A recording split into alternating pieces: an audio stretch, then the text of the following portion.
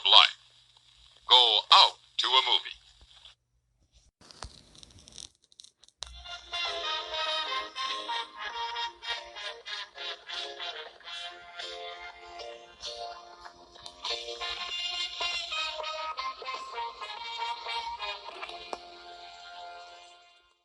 Welcome, everybody, to the Red Rabbit Drive-In Theater. And with yours truly, Mick Sawyer, and my illustrious co-host, Slinky Gilo. Word. Happy New Year, everybody. Happy New Year. Yes, we're doing this on New Year's Eve. Yeah. New Year's Eve. New Year's Eve. So, are you as excited about doing this episode as I am? Dude, I'm geeked out. I was in the car, like, freaking out. You know, it's I have this thing I call movie Tourette's, and when you and I, like, when we talk about movies and stuff, the whole time I'm in the conversation, like I'm with you, but then all of a sudden, can you do that, Dad? Like, that shit pops out, and I swear I can't help it, man. I'm seeing a specialist, and he's all pissed off at me too. No, I'm not. So, but tonight, yeah, man, tonight's a good one. Well, they're all good, but Everyone I was raised on this movie, and I think you were too. This one is just specifically special to us, like, because we're just such. I mean, it's like, I know I say this almost every episode we've done so far, but we're such massive fans of this movie. Well, every movie we cover, we're a massive fan of. So that's, but this one, we're huge fans of. Like, I mean, this is was my babysitter. And OCP was my babysitter too. Trying to drop some hints. Right, he's listening. So we're not plumbers. We're police officers. Oh, it's great. And I don't want to hear any. RoboCop, everybody. RoboCop. Yeah. Yeah, we're gonna drop the dime on RoboCop tonight. We've been talking about this episode for how long now? A long time. This is another movie. Whenever we talk about movies, RoboCop always comes up. I think this is probably one of when me and you have had conversations for over a year. Yeah. And, like, I think this is the show. I think, yeah, it was always RoboCop.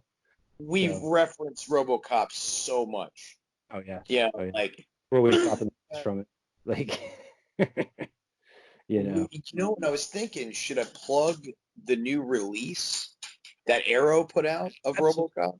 Because I mean, the show we're doing it's for movie fans. So anytime we can, let them know that there's a better version, to inhale the movie, if you will. Absolutely. So well, you're gonna get it eventually. After I'm way behind. I had a Blu-ray player. Long story. I had to get rid of it. Yada yada. So I'm a little bit behind on the Blu-rays, but stuff's gonna get crazy here real soon. Oh yeah, that's the first one you got to get though. That's your first priority. There's like 4 that, it's gonna happen. Well, they got a steelbook edition of that too. Oh, I had a boner walking the best there too.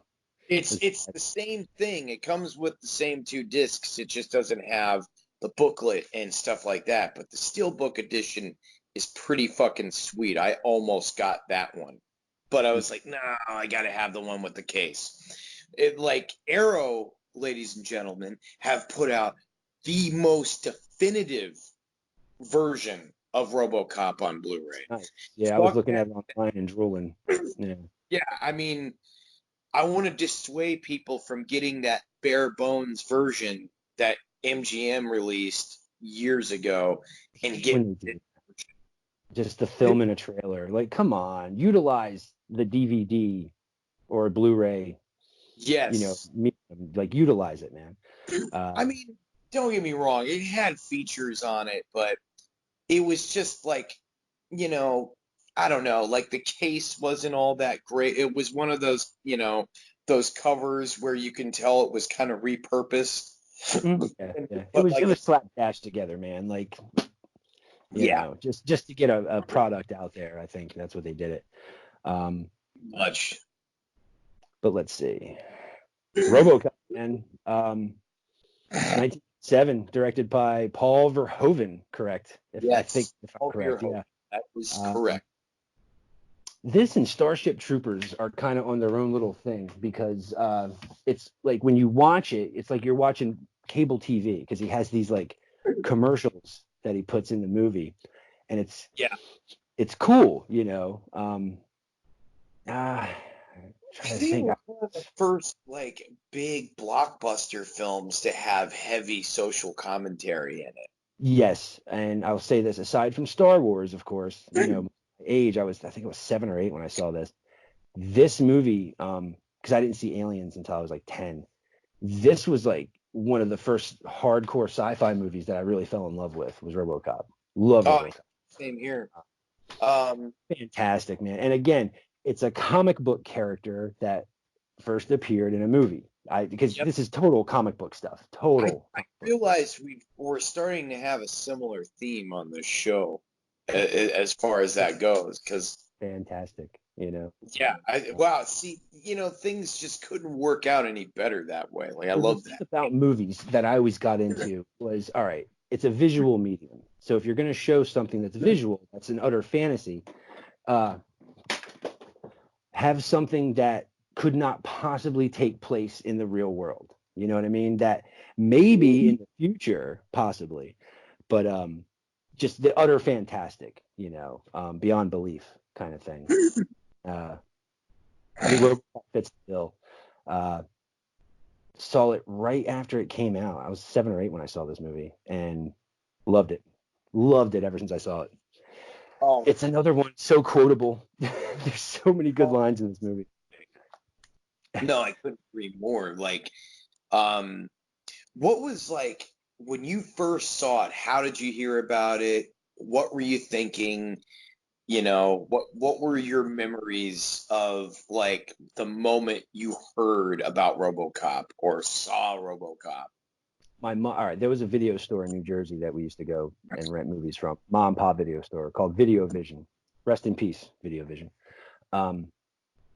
Again, they had just plate glass windows because it was in a shopping center, and all the latest releases, they had these beautiful giant posters that they would tape up in the windows. You couldn't see into the store because of the posters. You know, you could only look through the door. Yeah. And if I remember correctly, I waited in the car. My mom returned some videotapes.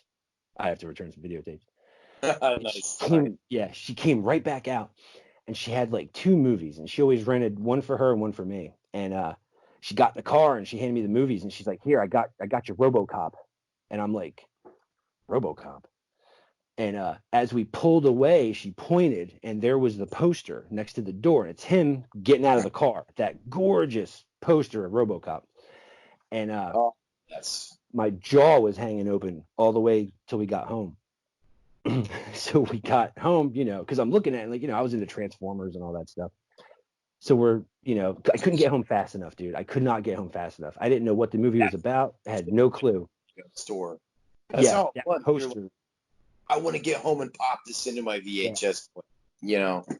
So we got home, and, you know, I was so young I couldn't operate the VCR yet, but I knew what the play button was. So I ran in there and shoved that bitch in there and hit play. And wow, just wow, you know. Of course, when you're that young, you know, the movie's playing and you're like, all right, come on, get to the good stuff. Ed 209 coming out. You now have 20 seconds to comply. You better listen to him. Like, boy, did you not know what you were getting yourself into? No.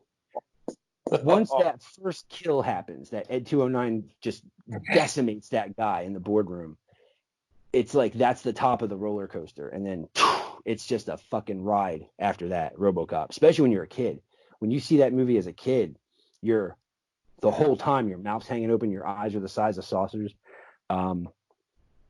It's really cool. And it's like, you know, again, it's a tragic story. It's a revenge story because, you know, he's a machine. He's not supposed to have memories or, you know, emotion, be able to recall, you know, his own death. And that's another thing that made this movie pretty cool because he remembers his own death. as Alex Murphy.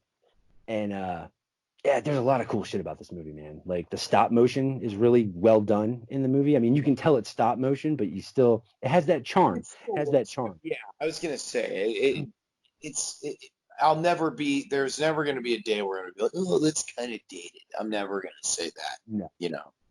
Other movies maybe, but this one, this one's on point, man. It really is. And the story, again, it lends itself to sci-fi fantasy. Old Detroit is in ruins, and this corporation is trying to build a better city on the ruins of Old Detroit. And they want to try cyborg law enforcement. Yeah. What could go wrong? What could go wrong? You know? Yeah, exactly. Like Ed 209, cool as hell looking, but had a few glitch. You call this a glitch? Like, yeah. You know, I have it on right now. I just have it turned down because Life in the Big movie's so City. good. Yeah, see, there's so many good one-liners in this movie. Man, but I don't know. And then Peter Weller, oh man, and the cast is on point in this flick. Like everybody is perfectly casted. You know, Dan O'Herlihy. I can't think of what's his name, Dick Jones. I can't think of the guy who Ronnie Cox. Is Ronnie Cox? No, that's not him. Yeah, Ronnie Cox, Ray Weiss, and so Smith. He'll always be Clarence Bodiger, man. We talked about this the other night. That's right. I love him as Red. Love him. But he's always Clarence Bodiger at the end of the day. Now my girl will always know him as Red. Yeah. And every time she'll put on that 70s show, I'm like, oh, there's Clarence Bodiger. Every time. Like, it's just say that too. He's forever going to be that character to me. Mm-hmm. It's never gonna change. Like you know, yeah, the cast is fucking spectacular. And I think, like, I want to say that I rented RoboCop, but I don't think that's the case, because I remember, like, my dad getting it for me on VHS, because I vividly remember seeing RoboCop, like, looking at pictures of him and thinking he looks so cool. Mm-hmm. Like, it was just such a cool looking character.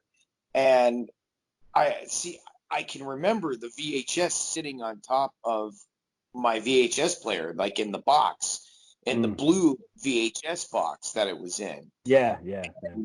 And I just remember, like, but I think they just bought it for me on a whim.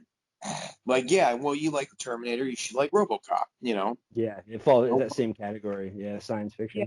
You know, so it's like, I got that, and I do remember instantly falling in love with it. And I watched it like 4 times that weekend, man. It was one of those movies I watched it like twice each day, you know, before we had to take it back. RoboCop was in heavy rotation for me during that time period. Like, it was back and forth between RoboCop, T2, Predator 2, and of course, like, a whole slew of other Arnold action films, like, you know, and the Lethal Weapon movies and stuff like that. Like, and, you know, like, Die Hard. RoboCop I remember RoboCop just having a very, very, like, kind of profound effect on me, you know, and, you know, that was my introduction to Peter Weller. It was the first thing that I ever saw him in, was RoboCop. Yeah, me too. Which, first thing I remember seeing him in.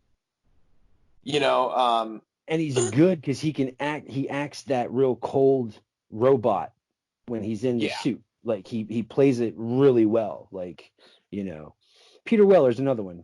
We should get more credit than he gets, because he's a good actor. I would love to see Peter Weller do more, you know, like he was good in Leviathan. I thought he was excellent in that movie. You know, well, he directed a few episodes of Sons of Anarchy, and he was a character on Sons of Anarchy.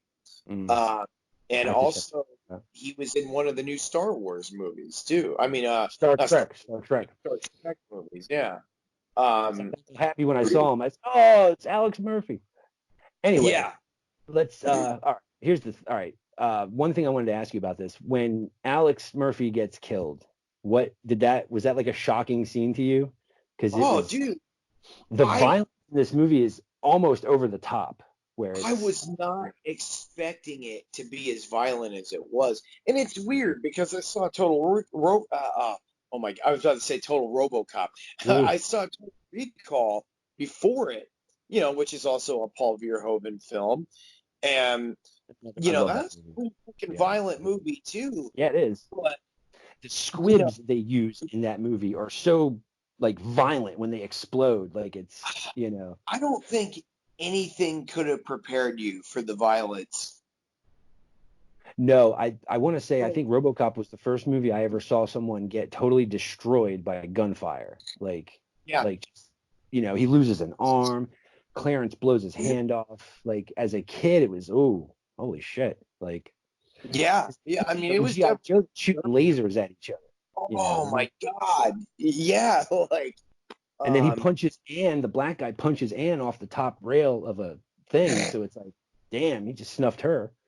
Um, well, she doesn't die, obviously. She comes, but she man, comes in too late, yeah, which dude, like is, she sees it and you're, oh shit, but man, again, that, like, it's that's this movie's brutal. totally, huh? That's just brutal. You get knocked down and you wake up and you see your partner getting fucking blown away. New partner, Like, brand new partner. He was just transferred, I know, I and know. he's Like, got a family because he's talking about his son. Oh, TJ Laser. oh, I've got an interesting fact about that. Ed Newmeyer, the writer of RoboCop, he like he directed that TJ Laser segment. Oh, did he? That's cool. Yeah, Blows a hole in it. I was thinking about it's because Monday, I think it was, when I was at work, I was going through my podcast and I was like, "Ooh, they got an interview with Ed Newmeyer. I'm going to listen to that because you know he wrote RoboCop. How can I not want to listen to that? Like and finding that, and I was like, I know there's going to be something in this interview that he's going to say that I might not have known about RoboCop, and Mhm. of course he did, and that was really cool. No, this movie. Again, I used to watch it over and over when I was a kid, and Oh, I remember I had a Cobra Commander figure that was in like silver armor, and he moved up the ranks real quick to become RoboCop, and he used to just, you know, and then I guess RoboCop was all right in the 80s.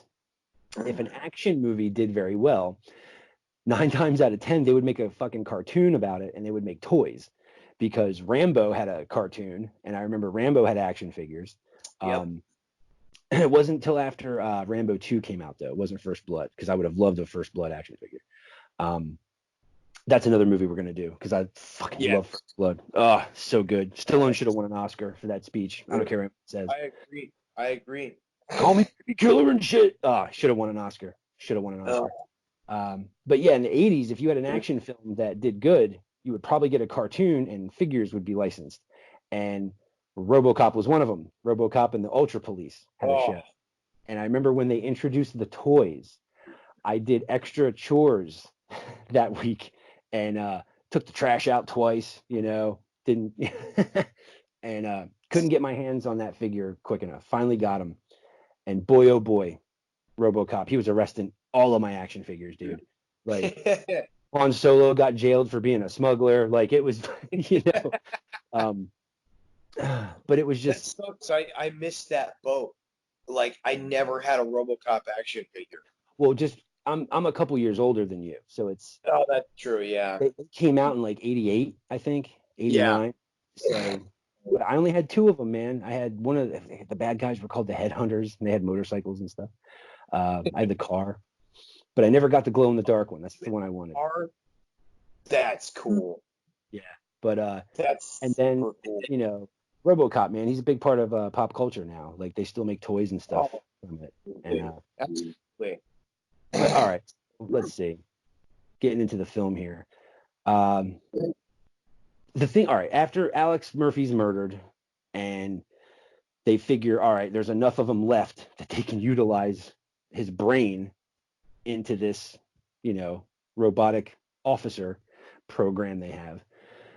I love how they play, or I love how they introduce him as RoboCop, where the camera is his POV, and you can see Yeah. all the scientists doing stuff to him, like, oh, lose the arm. Well, we can save it. No, lose the arm. And it's I love it when amazing. you. Sorry, I just thought about that part when he's screwing in the helmet, and he's like, ah, shit. Yeah. They screw that grid down, and you see it go, over his eyes. And they even show a New Year's party. And the one scientist is like, "Oh, look, he's awake!" And then she comes over and gives him a Yeah. kiss and all this stuff. Like, it's really neat, how they introduced him in the movie. And then when they do introduce him, it's awesome, man. Like, they don't show him right away. You just see him on a monitor, and like he just turns. So you still don't see the front of him. You just see the back of him. And Yeah. it's so good. And then you hear him walk. The tick, tick, tick. Has So that badass automatic 9mm. Oh God. they show him in the shooting range. The one officer walks by, yeah, fucking gun. That Yeah. gun blew me away. Seeing that fucking man. Oh God, it's I awesome. think about when Bob goes, "You are gonna be one bad motherfucker." Yeah, dude, it's so cool. And just the fact that he spins it. That's one thing he kept from Murphy, where he spins the gun before he puts it into the holster, and his leg opens up. So it's kind of like Wild West when he puts his gun away. Yeah. Like it's so amazing, man. Like what a cool character. Spins it like TJ Laser too. Yeah, that's what I mean. He has that recall from Murphy. Like there's still parts of Murphy in it. Yeah, And absolutely. when Ann goes up to him, like, Murphy, it's you. It's you. The one scientist, what'd you say? All What'd you that- say to him? Yeah. What a trouble, officer.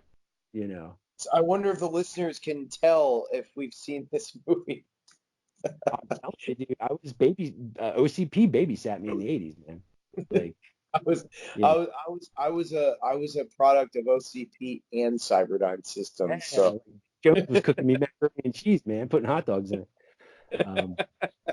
But like, it's just a fantastic movie, and it lends itself again to it's the hero's journey, kinda, but I love revenge stories, man. I love them, and I do too. I've always been a sucker for good revenge stories. It's just always I love a good revenge story, and I think RoboCop is one of the best revenge stories like ever made. The other thing too, this is something you told me,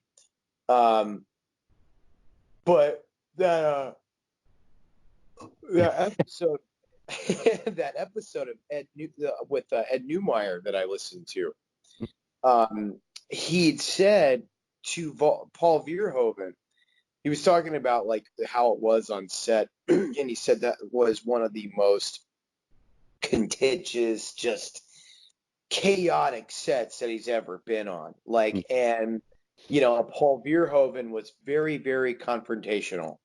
If you didn't get a scene right, he was fucking chewing you out. And but like he asked it, like he gave him a bunch of Judge Dredd comics.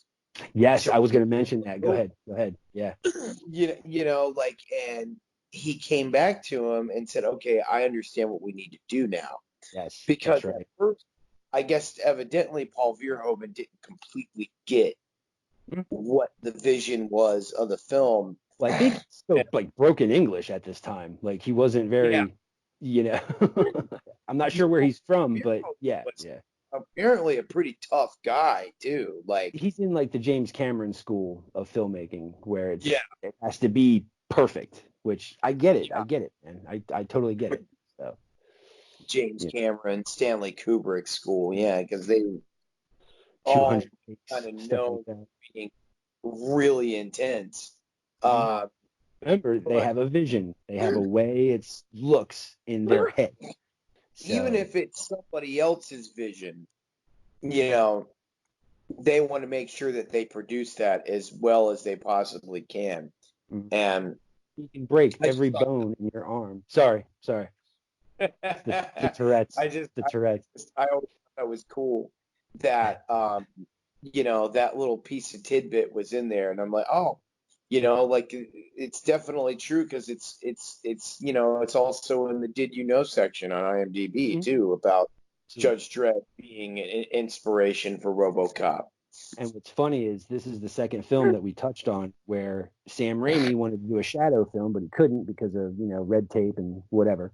And Oh, Paul that's right. Verhoeven wanted to do a Judge Dredd movie, but he couldn't because of, I think, licensing or whatever it was. That's right. So they created RoboCop, and the similarities are right there. I mean, RoboCop is, an agent of the government, Yeah, and so the similarities are right there. But it's pretty neat that, yeah, it is. It's the second film that, that's that's you know, interesting too because could you imagine like what a Judge Dredd movie like let's just say hypothetically speaking 80s and Judge Dredd movie. Ooh, yeah would have been kind oh of cool. man. Well, let's just even say Paul Verhoeven got the gig with the Stallone movie. I guarantee you It that would. Judge Dredd movie would be so much better I if think Paul. Stallone had his helmet on a lot more. Yeah, Uh, he probably would have him wear the helmet more. Just yeah, because it's like I don't give a shit if you don't want to cover up your face. If you're gonna cover up your face for this it's role. not the But character. The character never takes his helmet off. So, yeah, you know, and, but I get it. I mean, the studio, they pay millions of dollars for that actor. They want you to see his face. So I get it. Um, I but get it too. But it's yeah, just it's like that's Dread, man. Dread doesn't take the helmet off. You never take know, but the helmet off. keep it on. Like but yeah, I mean, I thought that, like Yeah, it's weird because as much as we know about that movie, just, I'm kind of glad that I didn't do what I did like with Terminator and Ghostbusters and Halloween where I sought out every single piece of trivia possible because it's kind of cool now that I'm older and I can find out new things about RoboCop that I didn't know before instead of being like, because it's kind of a bummer when you're like, oh yeah, I already knew take that. You some of know the what I magic out of it, man.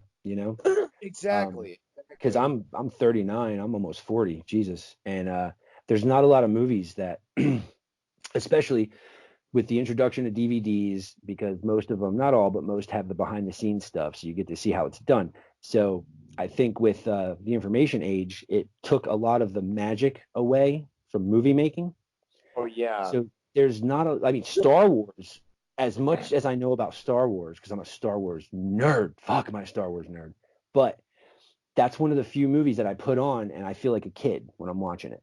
And I do too. there's just a handful of flicks that still do that to me. RoboCop's one of them. I put it on No, and I totally identify yeah. with that because, But and there's a then lot of also, movies I did information binges on, and it just yeah, sucked the magic right out of them. Totally. yeah, Just, you yeah. know, I mean, the other thing that I have to acknowledge as is the trademark Basil Polderis score. That, scores on another level, bro. oh Like my God, I the get the so hitting of the chain, all that stuff. Like even like those melancholy moments where like you're feeling oh, bad for he's a Mur- machine.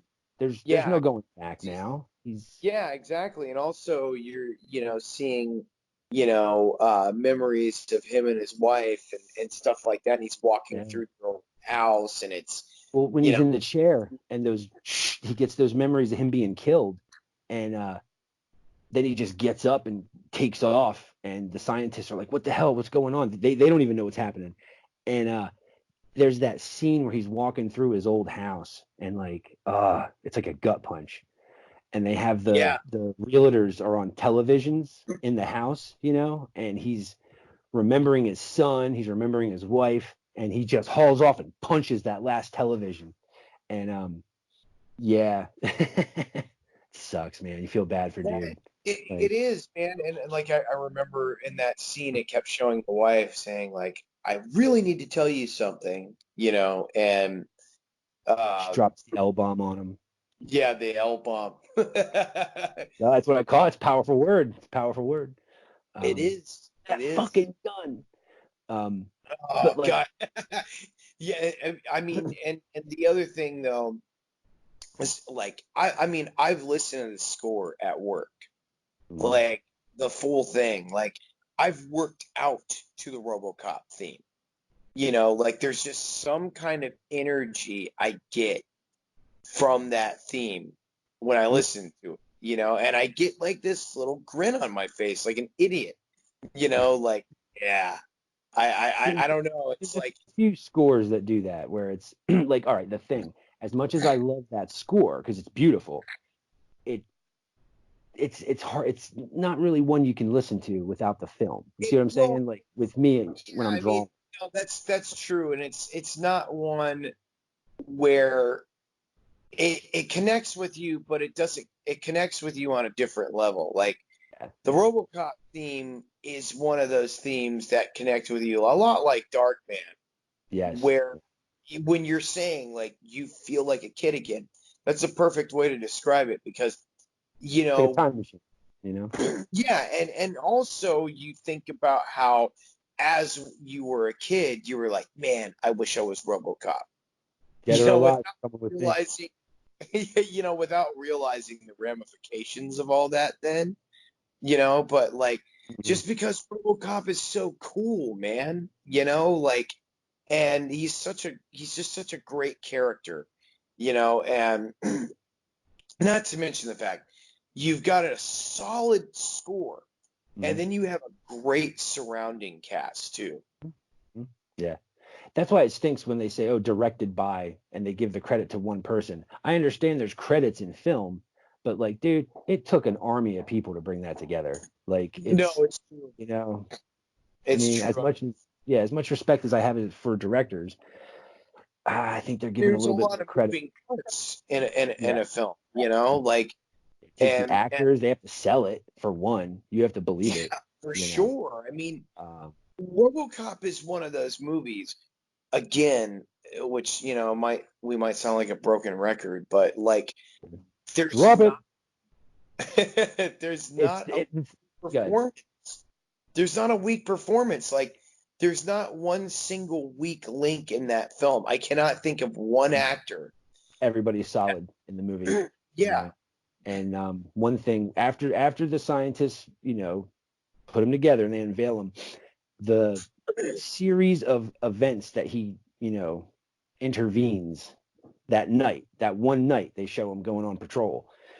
He he thwarts the liquor store robbery. I mean, yeah, the place is destroyed, but he still stops the gate, clotheslines them, and all this shit.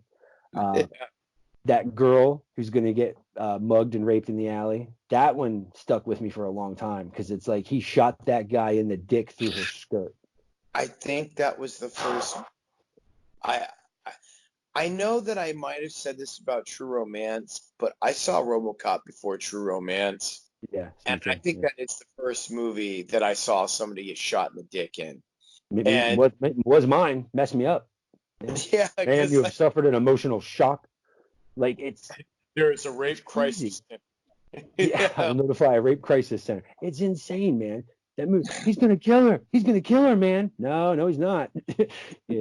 It's Oh man, I remember when he shot through her skirt, and I'm like, like that. I gasped, and then like when I saw that, I'm like, oh god, and like the other thing that makes me laugh is there's a mug that says, "Remember when RoboCop shot that dude in the dick?" I sent that picture to you, man. It's a little action figure. It's hysterical. That's right. You did You send know. me that picture. Like a little shout out to Mark Hunter from Chimera. Like he had a coffee mug on because he does a show called Rawhead Reviews and they review movies. And he had a picture of him drinking out of that coffee mug. And I was like, man, that is the ultimate coffee mug to have right there. It's so funny, man. Now, should we move on to the other actors in the film? We can. I just want to give a big shout out to Peter Weller because I'm a big fan of Peter Weller, man, and it's because of this movie. Like, he's so cool. Love Peter Weller And too. again, whenever I see him, I just picture him in that shell, and you know, your move, creep. Uh, You know, got it. Yeah, Peter Weller, you have captured the hearts and minds of so many people. you know? We're all very, very grateful for your Yeah, existence. Like, thank you for being RoboCop, brother. Thank you for being Robo. yes, you've changed a lot of nerds' lives. Yeah, absolutely. So all right, let's see. Nancy Allen. Let's move on to her. Nancy Was it Allen, Weather and Dress to that was Kill? She's yeah, awesome. Dressed to You Kill know, with directed by Brian De Palma, Palma, which that's right. I tell you, I watched that movie earlier this year with Lacey, and, like, because I remember it was in the morning time, and I don't know, I think I might have been sick or something, and because I got up super early, and the baby had only been home for like a month or whatever, Mm. and she came in there and she like cuddled up with me on the couch. She's like, "What are you watching?" I'm like, "Dressed to Kill." I've never That's a seen it. crazy movie. It's considered an American giallo by some. Oh, that's right. You told Yeah, me that. that's right. And That's right. Michael Caine's in it, Yes, and yes. that was another Angie reason why I Dickinson. watched There's a it. lot of people in that movie. Yeah, yeah. What was cool though is she sat down, she watched the whole thing with me. She Which does is not normally watch movies like that with me. Like, she's usually like checking out, but that movie, it's kind of hard not to get into that movie. Sorry, sidetrack, but no, it's it's very engrossing though. It's a weird movie though. Like, it's really weird atmosphere. Dressed to no, Kill, but it's it good. totally is. It totally is, and Mayor's that. ass goodbye. Sorry. But I mean, that's not my introduction to Nancy Allen. I almost said that. Like, no, no, my brain is warped. My introduction to Nancy Allen was 100% RoboCop, Okay. and she was also what, like, and I feel bad because you know how I've always told you I've got a short list of like female badasses. Mm-hmm. Nancy Allen is on that list, and I She's a tough just, broad in RoboCop, man. yeah, and I always Yeah. forget to mention her. You Yes. like I love her. Love her. like, and God, that's not saying that she's not memorable. It's just, my brain gets scrambled, and So from many movies, man. So many movies. You know. yeah, exactly. My brain is like a fucking computer when it comes to that, Mine's a and steel trap when it comes to certain ones. So well, absolutely. that's what's great with you though, is you totally understand that. You're the only person that I know where your brain works the same way it does as mine does when it comes to movies. It's just My like, short term is gone. Like, Liz will tell me to take the trash out, and I'm like, yeah, okay. And 6 hours later, you know. But you want to know a line from RoboCop? I'm your dude. Like, it's just, right. you know. So I can give you a sweet RoboCop reenactment. right. Look at my action figures, man. This is how RoboCop took out. Yeah. You know, Give I'm him a not arresting you anymore. Ah, yeah, I mean, I always think about that part when her character gets introduced and Murphy's in the station and gum, so beats cool. the shit out of that guy, and then and then Peter Weller's like, it's pretty neat. That was- Good stuff, man. You know, and she's uh, one.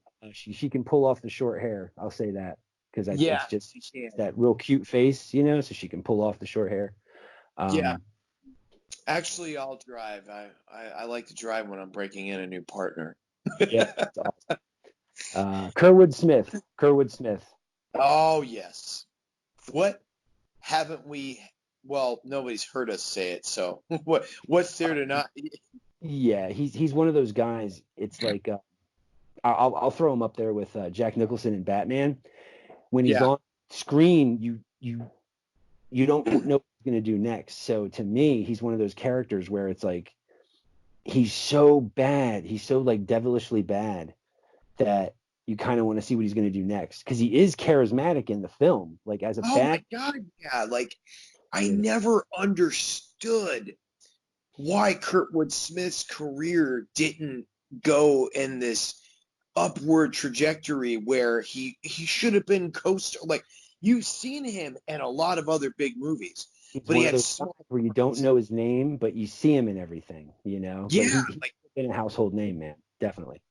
yeah, I mean, like I mean, well, I mean, he kind of had a resurgence with that '70s show, you know, like, you know, so it's like it's kind of cool because now he's known for playing two Yeah. very, very popular characters, one in movies and one in television. And Well, like you not said, a there's a lot of whole actors. generation that know him as Red, but Yeah, and I adore him as Red. I love him as Red. He's my favorite character on that show. I do But too. he's Clarence Bodiger. Yeah, he's What are his always charges? going. He's a cop killer.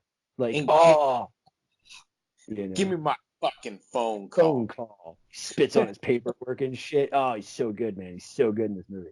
I love it because the chief looks like a shit. But yeah, like Take a look at my no, face, dick. Like, oh, so good. So good. He was trying to kill oh, me. bitches Uh, sleep. oh man, god damn it.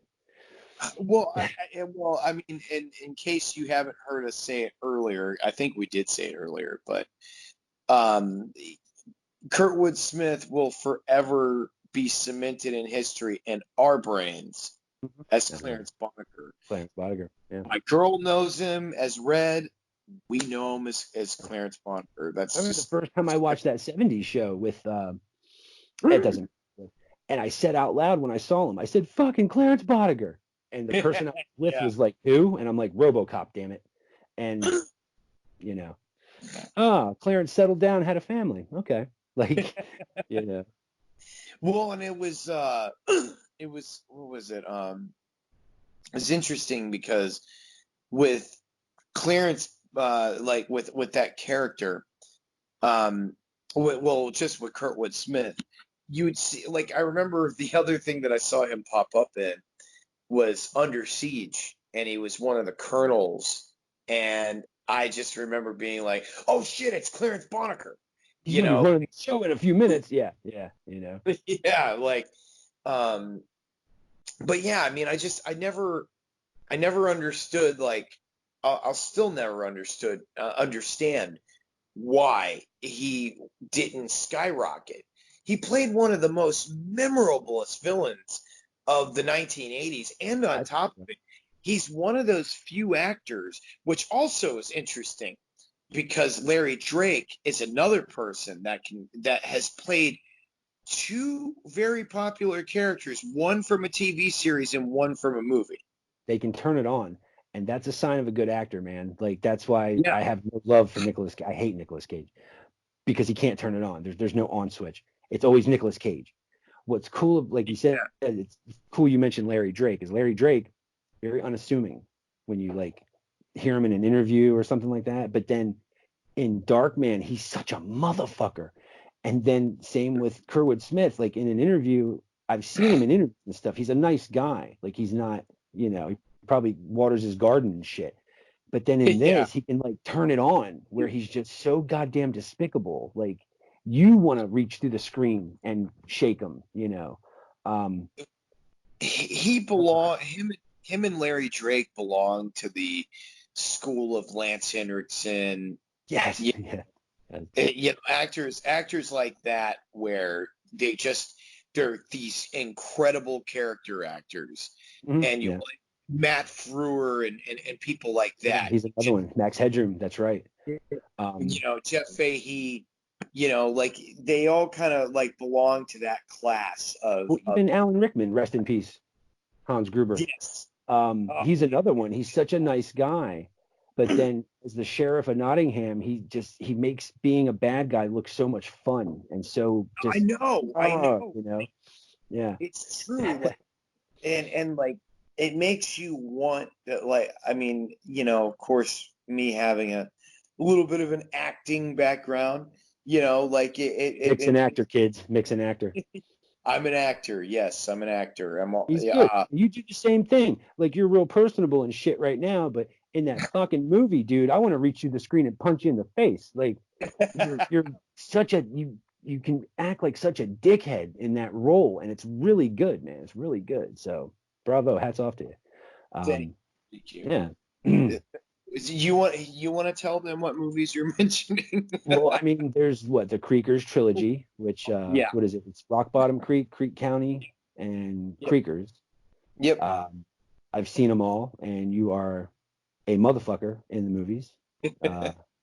In wrestling terms, I'd be the heel. Yes, that's right. You'd be a heel. That's right. That's right. But no, again, it's cool to see someone do that, to be able to just like flip a switch and they turn into this like just deplorable character who they're fun to watch. That's the thing. I would like to say that it's in tribute to the likes of guys like Clarence Boddicker, Max Cady. Hell, even there's a little bit of the comedian in that character.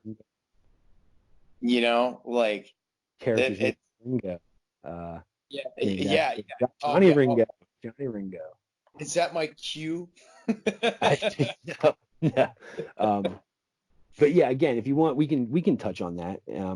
If you want, toward the end, we can throw that out there real quick. Yeah, I do want to say there comes a point in the movie where RoboCop starts getting these memories back, and he goes into the police database and looks up all the people in Clarence's gang, and then his revenge starts. And boy, oh boy, is it loud and nasty. As soon as you said it, I always think of that theme. Like I always think of that, and then the the little cue at the end of the He's looking at the screen, and it's such a good scene, man. It's such a good scene. It really is, because it shows all of their rap sheets in the computer, and you see all the murders that he's associated with. Holy shit, man! Yeah, conspiracy to commit murder, like rape, murder. Yeah. And then Alex J. Murphy pops up, and it's good stuff. It's really good stuff. I'm trying to say one of the best parts, I think. The job of making him menacing too, like all the and then like all of them, collectively. Obviously Kurtwood Smith like stood out among all of them, but him and and I can't not mention Ray Wise. I just can't. I love Ray Wise, man. He's such a cool actor. I really dig him. He really is. This was my first introduction to him, and then when I really got to see him shine was in Twin Peaks when he played Laura Palmer's dad. That's what I will always know Ray Wise for, is Laura Palmer's dad. Leland Palmer. He'll always be Leland Palmer to me. Leland Palmer. That's right. Yeah. He will always be forever known as Leland Palmer for me. That's what I saw him in. That was my introduction to Ray Wise. And I remember, it's interesting. When I saw RoboCop for the first time, I was like, oh my God, because even as a kid, I had that savant type of brain. There was an actor that I really liked. I made it a point to find out what their name was. And this was pre-internet, kids. Dude, this was like going to the library, looking at like movie books. And I remember going to the library, checking out a book about makeup from Dick Smith. And then I saw an interview with Tom Savini, and Tom Savini mentions the same book from Dick Smith. And I thought that was so cool that Tom Savini and I read the same book. And then I checked out Tom Savini's book, Grand Illusions. And it's awesome, man. It's awesome. I love. No, that is awesome. Like, I don't know if it was that same book, but I remember when I went to the library, there was a book with Michael Myers from Halloween 4 on the cover of it. And might have been the same book, just a different cover. Really? Okay. Yeah, could be. Because I remember like it did even a cover piece on Halloween. And I just remember thumbing through that as a kid, and I remember every time I went to the library in elementary school, I just checked out the same book every time. I never grabbed anything else. It was that. Because that was when I started developing my obsession for Halloween, and I remember for some odd reason I thought Robert Duvall played Dr. Loomis at the time, because like it was weird because Donald Pleasance and Robert Duvall have a slight resemblance to each other, especially when you They're give both Robert. fantastic actors too, you know.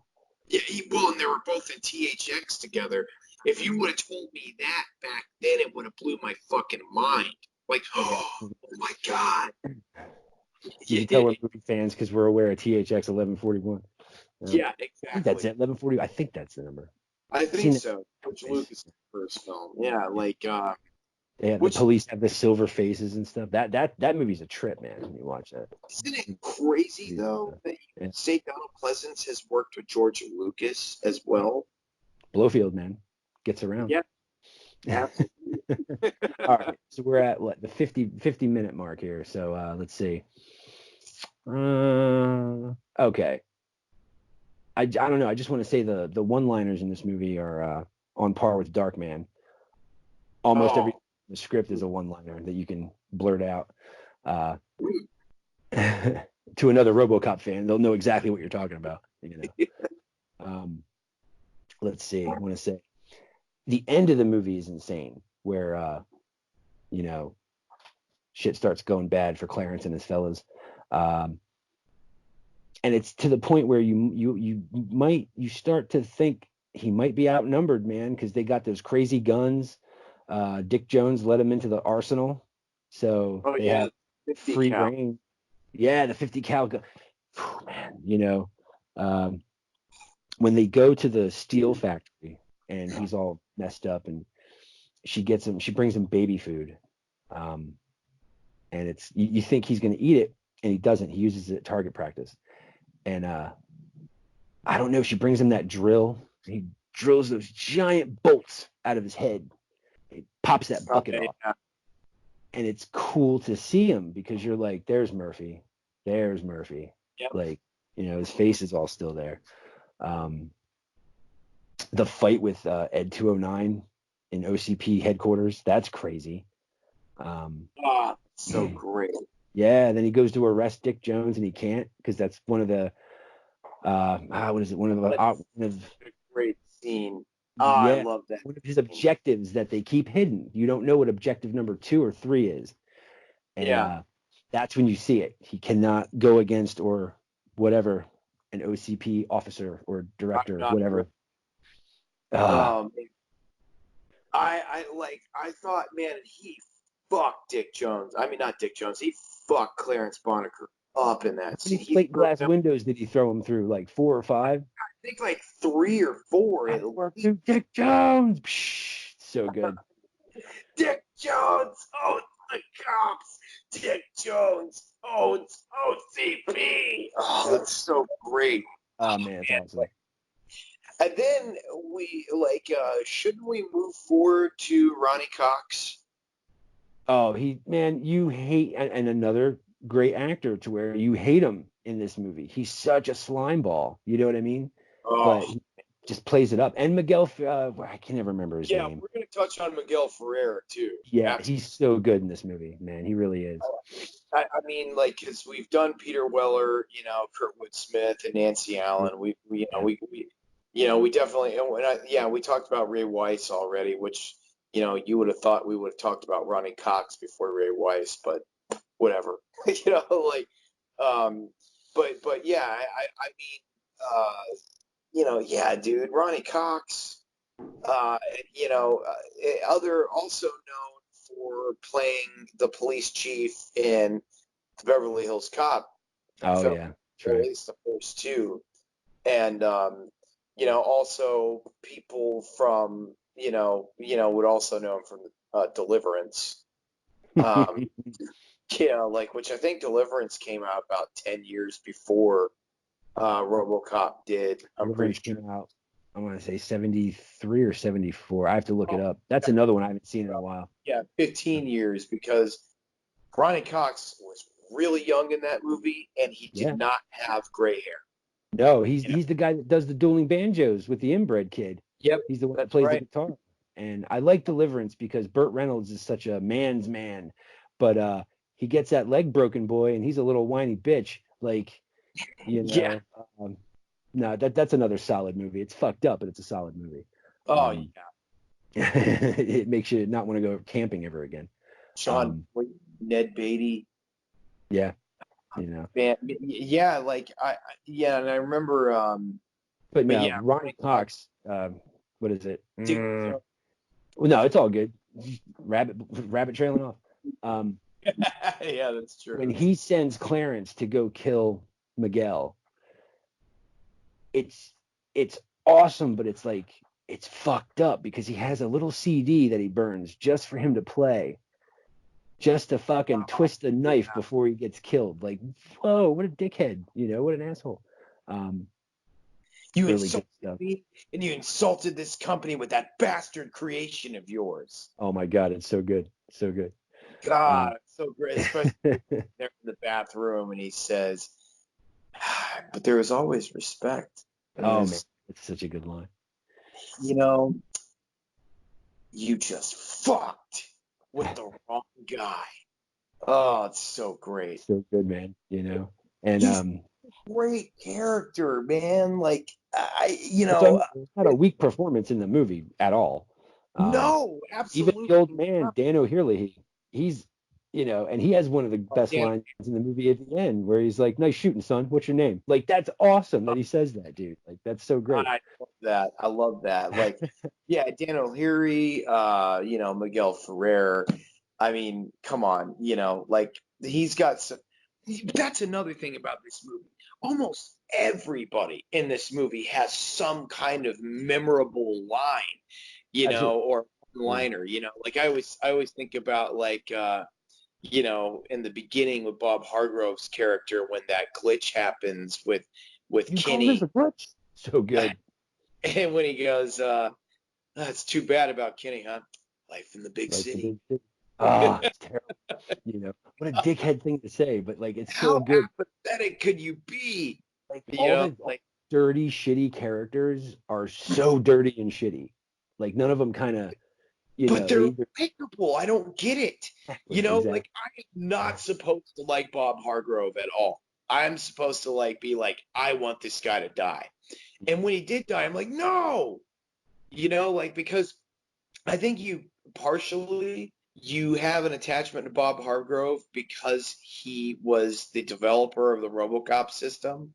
Yeah. So Yeah. you're like, no, that's basically like RoboCop's It's his robot. dad, kind of. Yeah. Yeah. Yeah. Like Oh, it's everybody's so juicy in the movie. You're just like, no, ooh. So, it's totally true. Like, but I mean, I but don't really care for Bill that much, like, like I don't think anybody really. I mean, he's whatever a he's memorable paying you, man, I'll double it right now. he's a But, memorable character. yes, I'll never exactly. take away his performance. Like he's great. It's just you don't like him.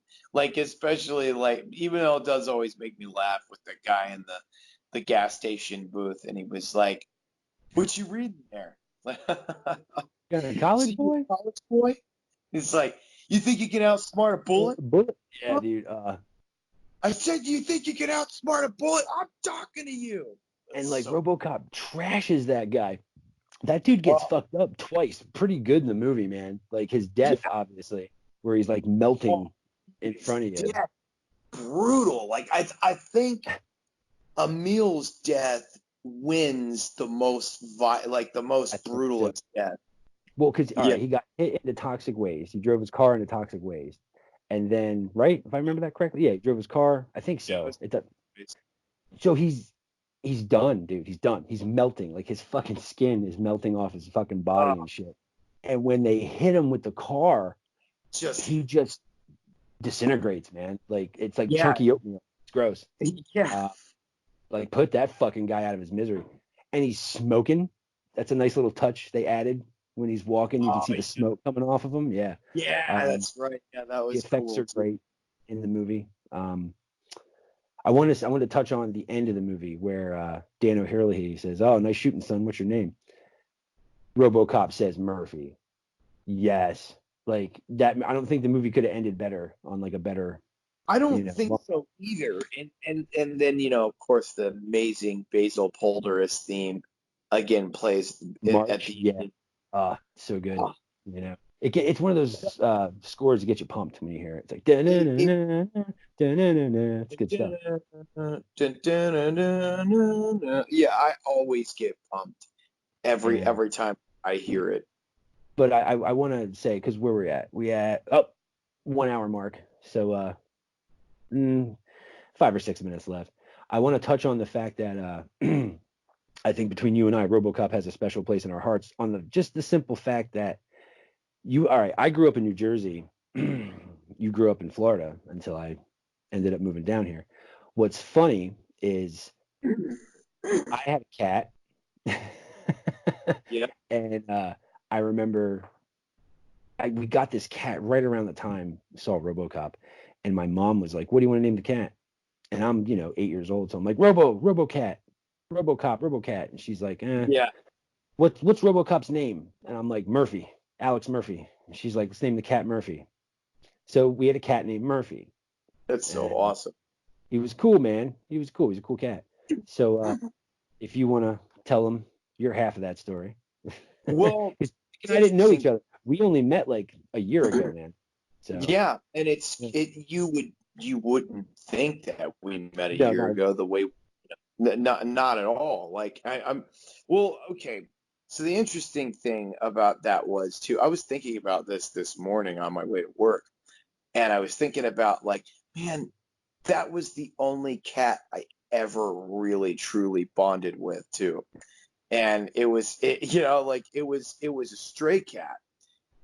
We didn't take it in, even though I wanted to take it in. But every time I went up to the bus stop in the morning, it always came up to me every morning, and like I would just sit there and pet it until my bus would come, and I would just sit there, and I don't think it took me very long. I'm like, I'm gonna name the cat Murphy, and it was also the other thing. The cat was the same color as your cat, Murphy. Yeah, they were both orange and white. Yeah. Yep. So weird, man. It's so weird. Such a crazy parallel. And Murphy looked like Morris on the 9 Lives can. That's the best that's what my Murphy looked like. Yeah, he looked like Morris. Or Jonesy from Alien. That's right. I was forgetting about Jonesy, that damn cat. That's right. That's right. Like, and you little like I remember when I saw it. I mean, like it was shortly after I saw RoboCop 2. Not RoboCop 2, after I saw RoboCop. But it always came up to me, and I was like, I'm gonna name it Murphy because RoboCop is one of my favorite movies of all time. And unfortunately, the cat died. I remember being really, really bummed about it going to the bus stop, but not to be on such a fucking downer. It's the cool thing about that is both of us have paralleled so much, even way before we knew each other. We're kids. There like 1,300 miles away, because like I said, I was raised in South Jersey. So, but each of us had a cat named Murphy. So that blew my mind when we were talking. It's not the only weird parallel you and I. There's lots, but that one was like, whoa, really? Yeah. Yeah. Well, I remember when we were on the phone, we were having that conversation, and both like, seriously, and like I was like, shut the fuck up, dude. Shut up. Yeah. Yeah, dude. I had a cat named Murphy. When you told me, like, I had a fucking cat, I had an orange cat named Murphy too, and I'm like, no fucking way, you're lying. Like, it was crazy. It's nuts. But basically, that's another reason why we had to, tell this. We're really stoked. The title, so I wanted good friends, close buddies have always some kind of parallel, and both of us having this rabid love for RoboCop, and then we so much to the point that we named our cats that were the exact same color, after Murphy from RoboCop. Alex Murphy, yeah. So it's crazy, man. So let's see. I'm trying to think, I don't know, man. Said a bunch of one-liners. We touched on the flick. Went all over the place. I don't think that there was. I think we covered a lot I actually. think so. Even the actors we didn't mention, there's just it's it's like a classic 80s sci-fi slash action flick. And Yeah. you and I are from that generation. We were raised on this stuff. So Oh, absolutely. yeah, it's RoboCop. Got deep love for it. So Yeah, we can cover absolutely. the sequels down the road, but we had to get the first one out of our system, I think. Yeah. Well, should before we have our closing comments, like should we tell them what our next episode's gonna be? Yeah, by all means, after you, sir. So honestly, I forgot. So you go ahead. Well, because we have so many things lined up in the pipe. So it's like, Yeah, we do. Well, our next episode, folks, is going to be Dread because it's oh God, I can't wait. only appropriate for us to follow up with Dread after RoboCop. Like, and then we've got tons of other killer movies that we're reviewing, and basically, I don't even know if our show could even be considered a review show. We're just talking about how awesome these movies are. Well, because I wrote that in the description. It's two movie junkies nerding out, man. Yeah, And pretty we much. just That say all the parts we like from the movie, what parts stuck with us, stuff like that. So well, absolutely. I mean, the other thing that I was going to say on the last episode is we kind of do what Joe Bob Briggs does, when he says he embraces it instead of, knocking it down or tearing it down. Like that's exactly what we do, which Mhm. I'm going to let you should tell them the significance of the name of our show, the title of the show. Well, the thing is, the one of the goals about this is that I really want people to, even if you've seen the movie 50 times, I'd love for them to watch the movie through like our lenses, our eyes, Yes. just to be giddy about it and, excited.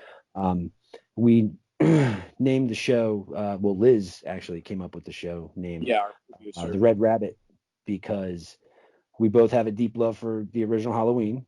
Yep. And that's the name of the bar that Loomis finds the matchbook. Yep.